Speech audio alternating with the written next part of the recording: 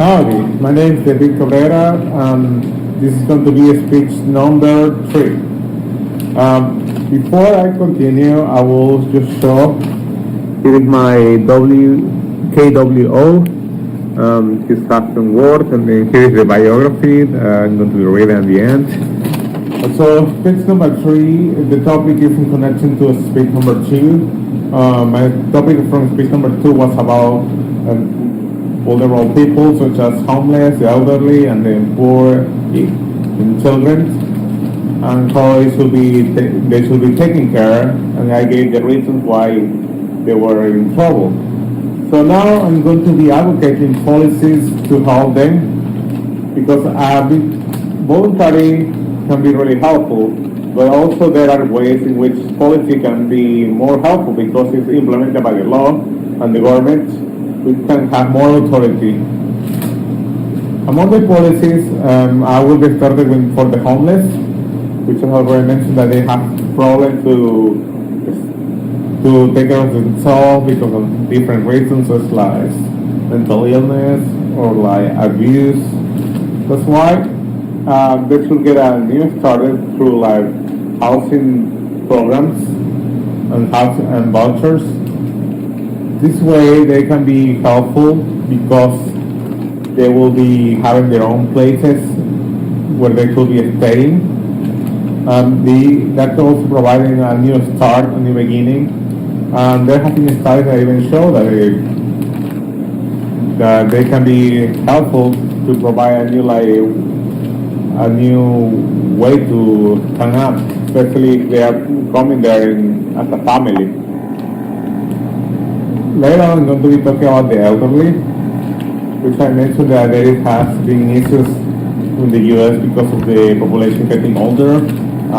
People are having difficulty in taking care of them, especially since they can getting old and having disease problems. But there a good way to take care of them is also to allow them opportunity for employment, because there are still people who still want to be able to be self-sufficient.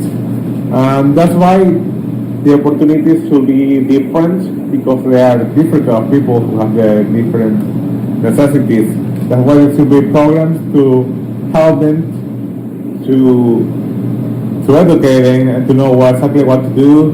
Also a program to help people, fellow co-workers and people working there, to understand more the necessities of the elderly.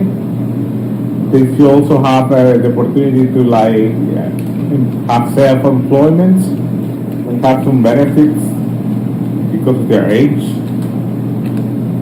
So this one are some of the benefits that they could be getting, especially if they are working stuff like, it doesn't have to be that complicated like lifting. It could be working at a fast food place, or it can also be providing in an office some help as an assistant, which could be helpful because they are getting some social activity and they are not risking that much of their own health.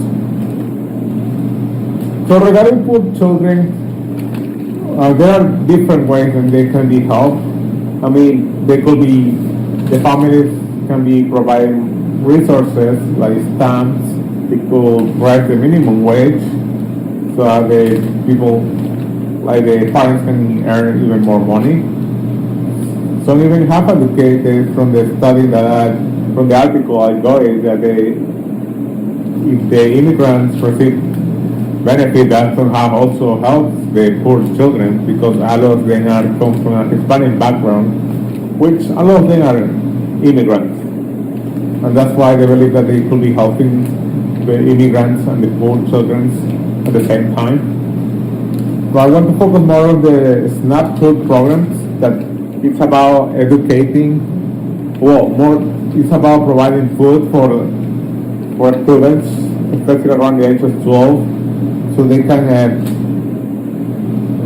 feed themselves, especially during the time that there is no school, which there are still problems, because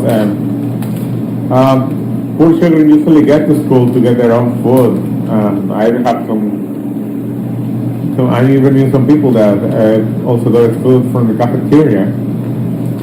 And that's why this program will be helpful, because it will provide another opportunity to get also to feed themselves, which is also part of a good way to have nutrition, which is lacking to some people, to some children because of the low income.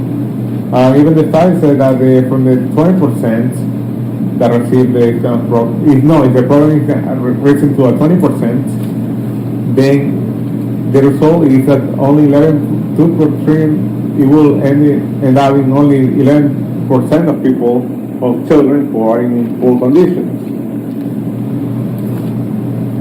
Yeah, that's why I believe that those cases are really helpful, especially regarding policy. In conclusion, I already mentioned the three vulnerable groups of societies: the homeless, the elderly, and the children. And I already provide ways that they could be helpful through policy, such as housing programs, providing programs for the elderly employment, and food stamps so that children can feed themselves. People will say, like, why do they need these policies at all?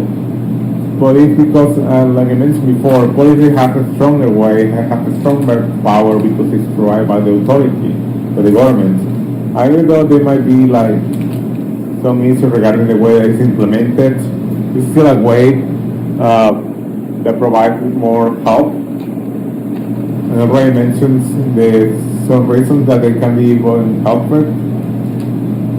Like, for example, with the children, I mentioned that it will reduce poverty, or with the homeless, that is going to be helping rebuild the family of the homeless people. That's why this study has provided ways for them to set, and that's why I believe that these policies should be implemented, especially for the poor individuals, poor groups of society that sometimes don't receive a lot of help. The bibliography for this one are policies to improve workforce services for older Americans. That's for the elderly, the cases that I have mentioned, process of employment.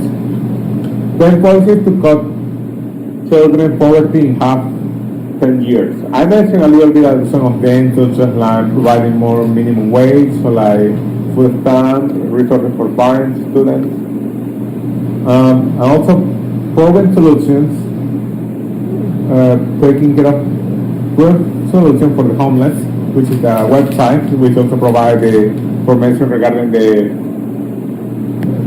the housing, especially the vouchers. So yeah, that's why I believe that we could also be helpful in the policy implementation. Thank you.